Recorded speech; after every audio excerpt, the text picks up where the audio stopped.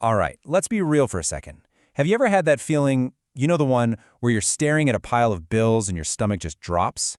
That feeling of, how am I going to make it to the next paycheck? Well, what if I told you that you could leave that feeling behind for good? Today, we're diving into a plan that has helped millions of people do exactly that. We're talking about how to finally take control of your money.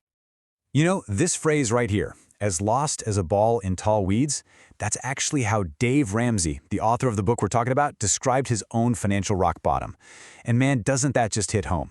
It's not just about being broke, it's that feeling of being totally lost, completely out of control of your own life. It just perfectly sums up that hopelessness, doesn't it? And then you hit this point. This is the moment. It's when all that frustration, all that stress just boils over and you finally scream, "I've had enough." See, this isn't about some secret financial trick or a magic bullet. The real change, the total money makeover we're talking about, it starts right here with this feeling. It starts when you get so sick and tired of being sick and tired that you decide you're never going back. So let's talk about what sick and tired really means. Because look, this isn't just about math or numbers on a calculator. This is an emotional thing. It's a heavy weight you carry around all day, every day. It's that knot in your stomach when you have to pay the bills. It's the arguments it causes with your spouse, the dreams you've had to put on hold. It affects everything. And winning with money, it's about finally lifting that weight off your shoulders for good. And if you feel this way, believe me, you are not alone. Not even close. Get this. According to the Wall Street Journal, a staggering 70% of Americans are living paycheck to paycheck. 70%. I mean, that's just wild. It's become, normal to be broke. But listen, the plan we're about to break down, it's not about being normal. It's a plan for winning. And this is the trap, right? This is the cycle that keeps so many of us stuck. Ramsey calls it the gerbil in a wheel. And it's so true. You're working your tail off. You're running as fast as you can, but you look around and you're in the exact same spot. The paycheck hits your account and whoosh, it's gone again. Out the door to pay bills and debts. It's completely exhausting and it gets you nowhere. So what's really going on here? How do we get stuck in this wheel? Well, the root of the problem is that we've all been sold a bill of goods about money. We've been told a bunch of myths, straight up lies really, that we've heard so often we actually believe they're true. And if we want to get free, we've got to start by unlearning all the junk our culture has taught us, especially about debt. And here's maybe the most important thing you need to understand. Personal finance is 80% behavior and only 20% head knowledge. Let that sink in. This isn't a math problem. I mean, if it was, every accountant would be a millionaire, right? Ramsey's whole philosophy is built on this one idea. Winning with money is about changing what you do. It's about your habits, your discipline, and getting a grip on the person you see in the mirror every morning. So let's look at the biggest myth of all. Our culture screams at us that debt is a tool. It's smart. It's how you get ahead. You gotta have a car payment, right? You need student loans. Everyone has credit card debt.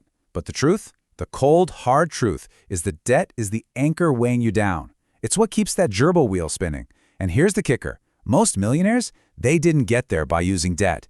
They got there by avoiding it. That's the secret. I mean, this quote from Proverbs just says it all, doesn't it? The borrower is slave to the lender. Wow, that's some heavy stuff, but it is so true. Think about it. When you owe somebody money, your paycheck isn't really yours. A huge chunk of it already belongs to Visa, to Ford Motor Credit, to your student loan servicer. You're working for them. And breaking free from that slavery, that's the absolute key to taking back control of your life. Okay, so we've talked a lot about the problem. We know we're sick and tired. We know debt is a trap. So what's the answer? What do we actually do? Well, the good news is it's not some super complicated, confusing financial strategy. It's a simple, step-by-step plan. A proven plan that has worked for millions of regular people just like you and me. Let's walk through this roadmap to financial fitness. And here it is, the whole plan on one screen, the 7 baby steps.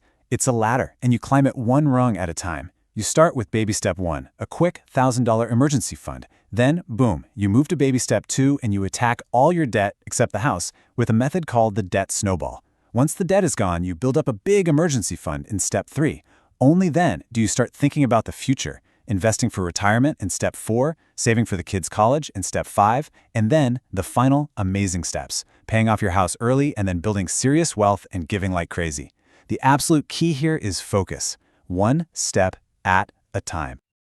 All right, let's zoom in on the big one. Baby step 2, the debt snowball. This is where the magic really happens. Here's how it works. You list out all your debts from the smallest balance to the largest. Now here's the crazy part. You ignore the interest rates. I know. Every math nerd just had a heart attack. But remember what we said, it's 80% behavior. You throw every single extra dollar you have at that smallest debt while paying minimums on the rest. Why? Because when you knock out that first little debt, you get a win. You feel it. And that feeling gives you the motivation and momentum to roll that payment into the next smallest debt and the next, creating a snowball effect that is just unstoppable. Now, to pull this off, you can't just sort of pay off debt. You need what Ramsey calls gazelle intensity. I want you to picture this. A gazelle in the wild spots a cheetah. What does it do?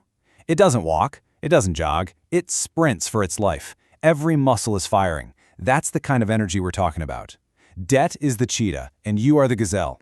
This is a life-or-death sprint to get away from the hunter as fast as humanly possible. So you're probably thinking, okay, great, but where do I get the extra money for this gazelle intensity thing? Well, you get creative. You sell so much stuff that dog thinks he's next. You have the mother of all garage sales. That car with a ridiculous payment? Gone. You start delivering pizzas or driving for a rideshare on the weekends? You go scorched earth. People around you might think you've lost your mind, but you're not trying to be normal, remember. You're trying to win. Okay, so you've done it. You've sprinted like a gazelle. The consumer debt is gone. Now you get to take a deep breath and move on to baby step 3. Here, you take all that money you were throwing at debt and you build up a fully funded emergency fund. We're talking 3 to 6 months of your basic living expenses saved in cash. This is your insurance policy against life. You know Murphy's Law, right? Anything that can go wrong will go wrong. Well, this fund is your Murphy repellent. It means the next time life throws you a curveball, a leaky roof, a trip to the ER, it's just an inconvenience, not a catastrophe that sends you right back into debt. So after all this, all the sacrificing, the pizza delivering, the garage sales, what's it all for? What does the destination actually look like? Because this journey isn't just about piling up a bunch of money in a bank account. It's about something so much bigger. It's about getting to a place of peace, a place where you have options, a place where you can literally change your family tree for generations to come. This right here, this is the core belief of the whole plan. Say it with me. If you will live like no one else, later you can live like no one else. It's the deal you make with yourself. You're going to make some sacrifices right now that your friends and family might not understand. You're going to say no to some stuff so that later you can say yes to things they can only dream about. It's all about trading a little short-term pain for a lifetime of freedom. So what does living like no one else actually feel like?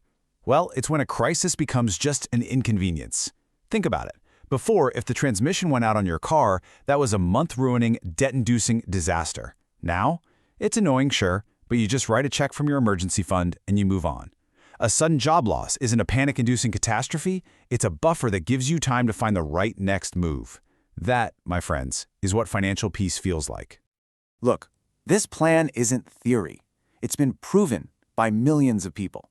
Teachers, truck drivers, doctors, waiters, people from every imaginable background. And they all had one thing in common. They just decided they were done. They were sick and tired of being sick and tired. They followed these simple steps, they got intense, and they completely changed their lives. So the only real question left is, are you next?